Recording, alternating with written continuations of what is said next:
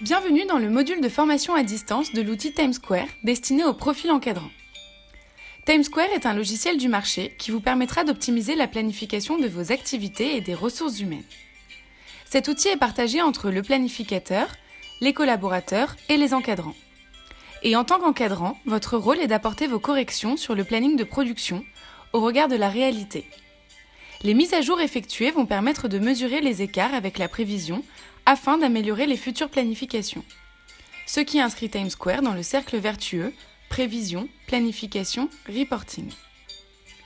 Les différentes étapes passent par un planning prévisionnel calculé par l'outil sur la base des paramètres renseignés au préalable et la version finalisée qui découlera des modifications du planning de production est appelée le planning réalisé.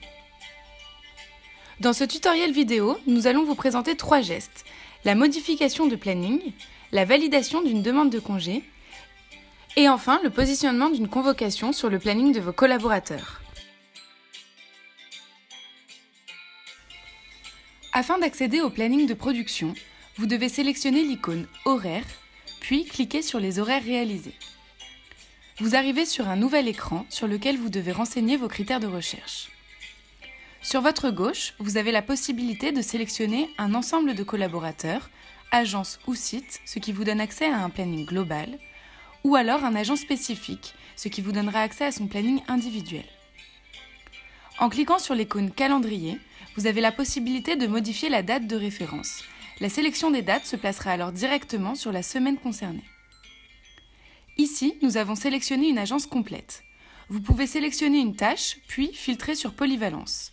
Cela vous donnera le planning des agents qui ont la compétence recouvrement, qu'elle soit déjà planifiée sur notre période ou non. Une fois vos critères et votre période choisis, dans notre cas nous avons directement modifié la date de référence, vous pouvez donc cliquer sur le bouton Valider en bas à droite de l'écran. Vous arrivez alors sur votre planning de production avec la liste des différents agents sur la gauche et l'ensemble des activités affichées par durée et par agent au centre de l'écran. Pour effectuer vos modifications, vous devez commencer par sélectionner un agent. Pour dévalider le planning, cliquez sur Action, Validation, Dévalidation. Une nouvelle fenêtre s'ouvre dans laquelle vous devez confirmer l'annulation de la validation. Notez qu'à cette étape, l'agent n'a plus accès à son planning.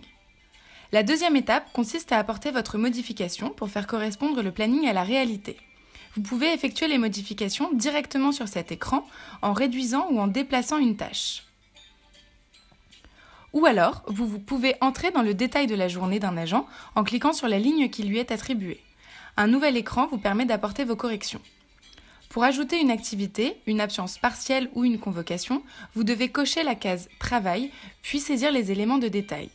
Ici, par exemple, nous ajoutons une convocation avec le libellé « Brief débrief » de 10h à 11h pour le lundi 5 mars.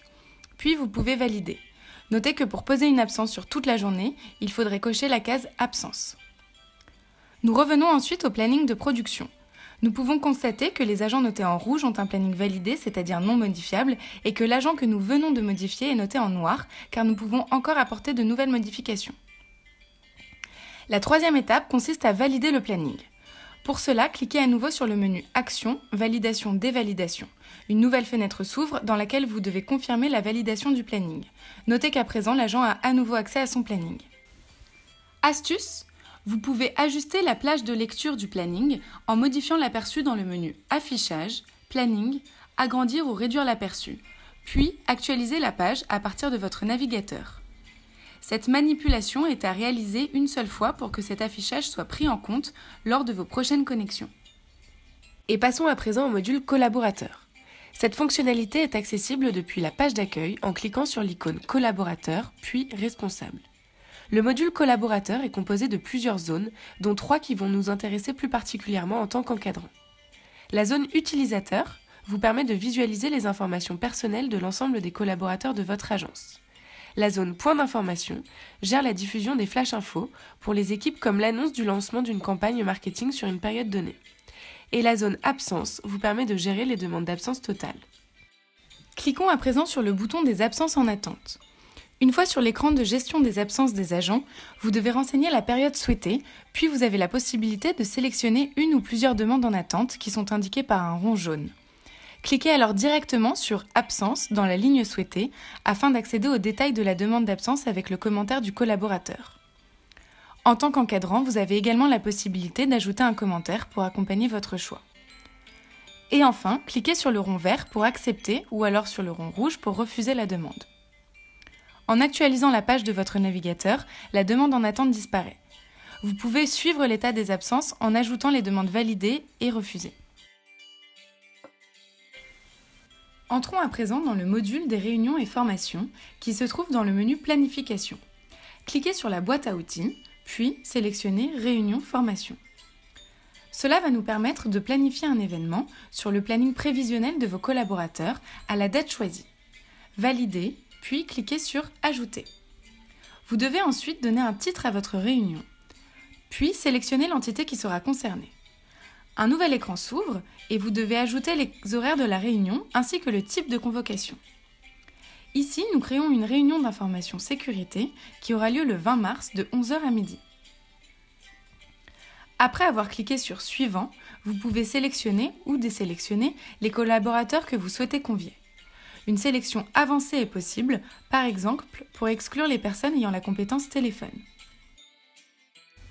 Ce nouvel écran vous montre que par défaut, la convocation ne couvre pas la charge.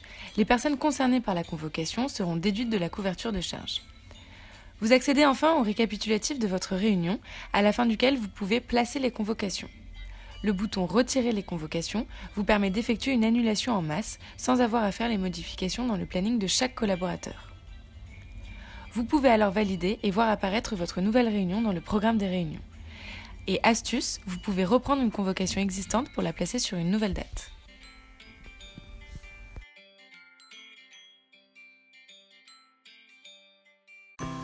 Nous avons terminé le module de présentation de TimesSquare pour les encadrants.